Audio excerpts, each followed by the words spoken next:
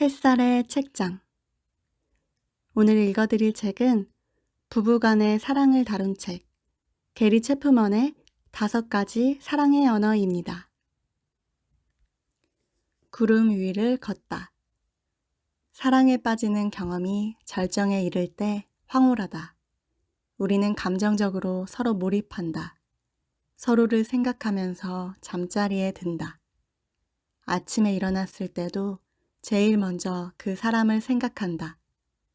함께 시간을 보내는 것은 천국의 대기실에서 노는 것과 같다.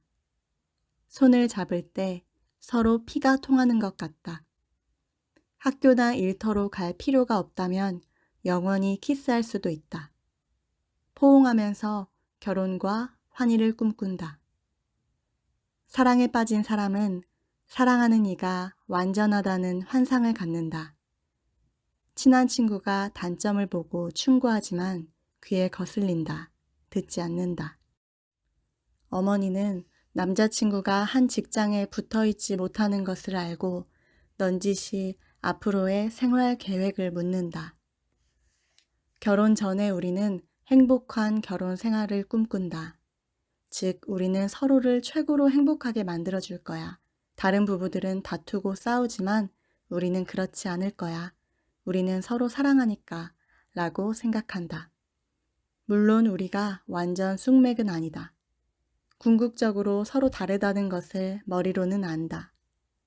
그러나 서로 다른 점을 드러내놓고 이야기하면 둘 중에 하나가 기꺼이 양보하여 일치하게 되리라 확신한다.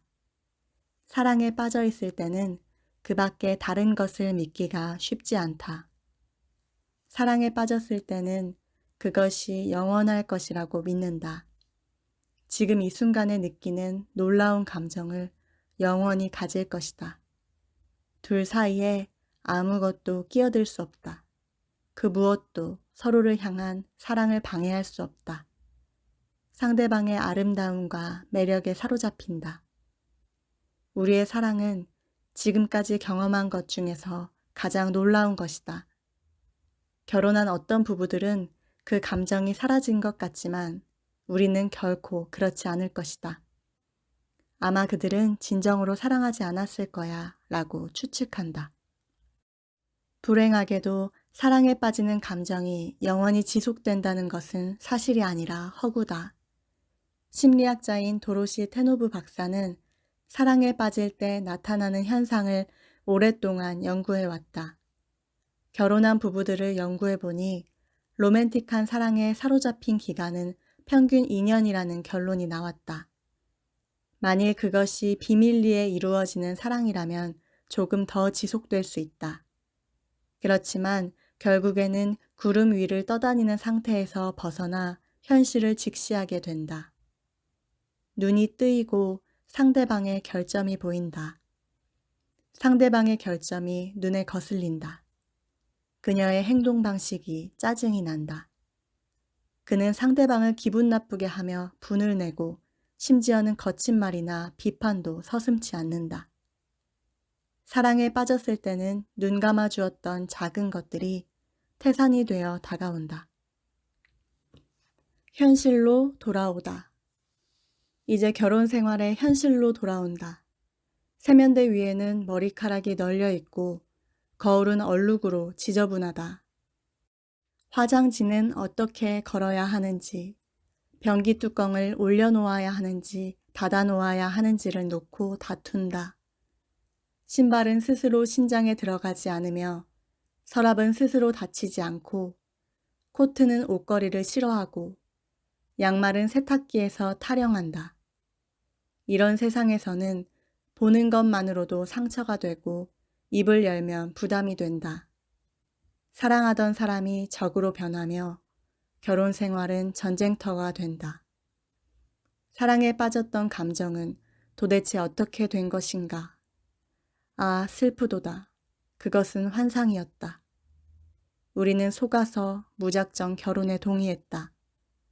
많은 사람이 결혼 생활과 한때 사랑했던 배우자를 저주하는 것은 이상할 것이 하나도 없다. 우리가 속았다면 화낼 권리도 있기 때문이다. 우리가 진실로 사랑했단 말인가? 분명 그렇다. 문제는 잘못된 정보에 있다. 그 잘못된 정보란 사랑에 빠지는 황홀한 감정이 영원히 지속된다는 것이다. 우리는 바로 알아야 한다. 만일 사랑에 빠진 상태가 계속된다면 심각한 문제가 생긴다. 그 감정의 여파가 사업이나 직장이나 교회나 학교 등 사회 구석구석에서 부작용을 일으킬 것이다. 사랑에 빠진 사람은 다른 것에 도무지 흥미를 느끼지 못하니까 말이다. 그래서 우리는 그것을 사로잡힌 상태라고 부른다. 사랑에 빠진 학생은 성적이 곤두박질 친다. 사랑에 빠진 상태에서 공부하는 것은 어렵다. 내일 1812년에 있었던 전쟁에 대한 시험이 있다고 하지만 1812년에 있었던 전쟁이 도대체 무슨 상관이란 말인가? 당신이 사랑에 빠질 때는 다른 모든 것이 상관없는 것처럼 보인다. 어떤 사람이 내게 와서 채프먼 박사님, 나는 내 직업에 흥미를 잃었습니다. 라고 말했다. 그게 무슨 말입니까? 라고 나는 되물었다. 한 소녀를 만나 사랑에 빠지게 되었는데 나는 아무것도 할 수 없습니다. 직장 일에 집중할 수 없습니다. 온통 그녀 생각으로 하루를 보냅니다. 사랑에 빠진 상태에서의 행복감은 서로 긴밀한 관계 가운데 있다는 허상을 준다. 우리는 서로에게 소속되어 있다고 느낀다. 모든 문제를 정복할 수 있다고 믿는다. 서로를 사랑하고 위해준다고 느낀다. 한 젊은이가 자기 약혼자에 대해 말했다. 나는 그녀의 마음을 상하게 하는 것은 생각할 수도 없습니다. 나의 유일한 소망은 그녀를 행복하게 해주는 것입니다. 그녀의 행복을 위해서라면 그 어떤 것도 할 수 있습니다.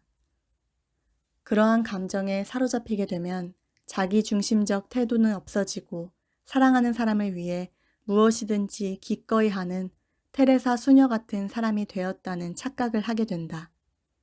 우리가 그렇게 너그럽게 할 수 있는 것은 상대방도 똑같이 자신에게 그렇게 느낀다고 믿기 때문이다. 우리는 그녀가 나의 욕구를 알아차리고 그녀는 내가 그녀를 사랑하는 것만큼 나를 사랑해서 결코 마음 상하게 하지 않을 것을 믿는다. 그렇게 생각하는 것은 환상이다. 우리가 생각하며 느끼는 것이 진실하지 않다는 것이 아니라 단지 현실적이지 않다는 것이다. 우리는 인간의 본성을 파악하지 못하고 있는 것이다. 날 때부터 우리 모두는 자기중심적이다. 이 세상을 우리 중심으로 생각한다. 완전히 이타적인 사람은 아무도 없다. 사랑에 빠진 행복감은 단지 그런 환상만을 줄 뿐이다.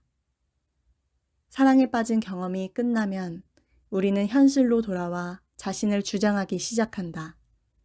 그는 자신의 희망사항을 표현할 것이다. 하지만 그녀의 것과는 너무도 다르다. 그는 성관계를 요구하지만 그녀는 몹시 지쳐 있다. 그는 새 차를 구입하기 원하지만 그녀는 당치 않은 소리라고 면박을 준다. 그녀는 친정을 방문하기 원하지만 그는 나는 처가 식구와 많은 시간을 함께하고 싶지 않아 라고 말한다. 점차로 아주 가까운 관계에 있다는 환상은 사라지고 각자의 욕망이나 감정이나 생각이나 행동이 강하게 표출된다. 그들은 하나가 아니라 두 개체인 것이다. 그들의 마음은 융합되지 못했고 감정은 사랑이라는 넓은 바다에 잠시 섞여 있었던 것에 불과하다. 이제 현실이라는 파도가 그들을 갈라놓기 시작한다. 그들은 빠졌던 사랑에서 벗어난다. 여기에 이르면 별거를 하고 이혼을 하며 새로운 사랑을 찾아 나서거나 아니면 사랑에 사로잡혀 있는 행복감 없이도 서로를 사랑하는 법을 익히는 아주 힘든 작업을 시작한다. 어떤 사람들은 사랑에 빠진 경험이 끝날 때 다음 두 가지 중 하나를 선택해야 한다고 믿는다. 첫째, 배우자와 함께 비참한 삶을 살아야 한다. 둘째, 결혼 생활이라는 배에서 뛰어내려 다시 시작해야만 한다. 이전 세대는 전자를 택했지만 우리 세대는 후자를 선호한다. 좀 더 나은 선택을 해야 한다고 결론 짓기 전에 다음의 자료를 잘 살펴보아야 한다. 연구에 의하면 두 번째 결혼의 60% 이상이 이혼으로 끝난다. 자녀가 있으면 더 높아진다. 이러한 통계는 제3의 좀 더 나은 방안을 암시하는데 그것은 사랑에 빠진 경험이 일시적으로 감정이 고조된 상태라는 것을 인정하고 배우자와 더불어 진정한 사랑을 추구하라는 것이다. 이 사랑도 본질적으로 감정적이는 하나 사로잡힌 것은 아니다. 이것은 바로 이성과 감성을 연합시켜주는 사랑이다. 이것은 의지에 따른 행동을 내포하고 훈련을 요구하며 개개인의 성숙의 필요를 인정한다. 우리의 가장 기본적인 감정의 욕구는 사랑에 빠지는 것이 아니라 본능이 아닌 이성과 선택에서 나온 사랑을 알고 서로 진정으로 사랑받는 것이다. 나는 내 안에서 사랑받을 만한 무엇인가를 보고 나를 사랑하기로 선택하는 누군가에 의해 사랑받을 필요가 있다. 이러한 사랑은 노력과 훈련을 필요로 한다. 이것은 만일 배우자의 삶이 나의 노력에 의해 풍성해진다면 나 또한 정말 서로 사랑하고 있다는 만족감을 느낄 것을 알고 열심히 배우자의 유익을 위해 노력하고자 하는 선택이다. 이것은 사랑에 빠진 황홀감을 필요로 하지 않는다. 사실 진정한 사랑은 사랑에 빠진 감정을 벗어나야 비로소 시작된다. 사로잡힌 상태에서 하는 친절하고 너그러운 일들을 우리는 신뢰할 수 없다. 우리는 정상적인 행동 방식을 벗어나는 본능의 힘에 의해 이리저리 끌려다녔다. 그러나 일단 선택을 해야 하는 실제 삶으로 돌아왔다면 친절함과 너그러움을 택해야 한다. 그것이 바로 진정한 사랑이다. 감정적으로 건강하기 위해서는 감정적 사랑의 욕구가 충족되어야 한다. 결혼한 부부들은 배우자로부터 사랑받기를 갈망한다. 배우자가 우리를 받아들이고 원하고 우리의 행복을 위해 헌신한다는 것을 확신할 때 우리는 안정감을 느낀다. 사랑에 빠졌을 때 우리는 이 모든 감정을 느꼈다. 그것이 지속되는 동안은 천국이었다. 우리의 실수는 그것이 영원히 지속될 것이라고 착각한 것이다. 하지만 그 사로잡힌 감정은 영원히 지속되지 않는다. 결혼 생활이라는 교과서에서 사로잡힌 감정은 단지 서론에 불과하다. 그 책의 본론은 이성과 의지에 의한 사랑이다. 이 사랑이 바로 현인들이 우리에게 말한 사랑이다. 이것은 의지적 사랑이다. 이것은 사랑에 빠진 감정이 소멸된 부부들에게 희소식이다. 사랑이 선택이라면 사랑에 빠진 감정이 사라지고 현실로 돌아온 후에도 사랑할 수 있다는 것이다. 이러한 사랑은 태도, 즉 생각 방식에서 시작된다. 사랑은 나는 당신과 결혼했으므로 당신의 유익을 살피기로 선택합니다. 라고 말하는 자세이다. 그럴 때 사랑하기로 선택한 사람은 그 결정을 적절하게 표현하는 방법을 발견할 것이다. 그렇지만 그것은 별 효과가 없을 것 같은데요? 라고 어떤 이들은 말한다. 사랑은 적절한 행동을 동반한 태도라고요? 짜릿하고 신나는 깊은 감정들은 어디로 갔단 말입니까? 설레며 기다리고 눈으로 사랑을 속삭이고 감전된 듯 키스를 하고 황홀하게 함께했던 모든 것은 도대체 어떻게 된 것입니까? 내가 상대방의 마음속에서 제일 중요한 사람이라는 것을 알고 느꼈던 안정감은 어떻게 된 것입니까? 이 책이 바로 이 모든 것에 대해 말해준다. 우리는 상대방의 사랑받고자 하는 깊은 감정적 욕구를 어떻게 채워주는가? 우리가 이러한 것을 배워 실행하기로 한다면 우리의 사랑은 이전에 열중했던 그 어떤 사랑보다 더 신나는 것이 될 것이다. 지금까지 오랫동안 나는 결혼 생활 세미나와 개인 상담을 통해 5가지 사랑의 언어에 대해 이야기했다. 많은 부부가 여러분이 이제 읽을 내용의 효과를 입증해 줄 것이다. 내 서류함은 내가 만나보지 못한 사람들로부터 온 편지들로 가득 차 있는데 대부분은 이런 내용이었다. 한 친구가 사랑의 언어에 대한 테이프를 빌려주어 들었는데 그것이 우리의 결혼 생활을 변화시켰습니다. 우리 부부는 오랫동안 서로 사랑하려고 노력했지만 감정적으로 빗나가기만 했었습니다.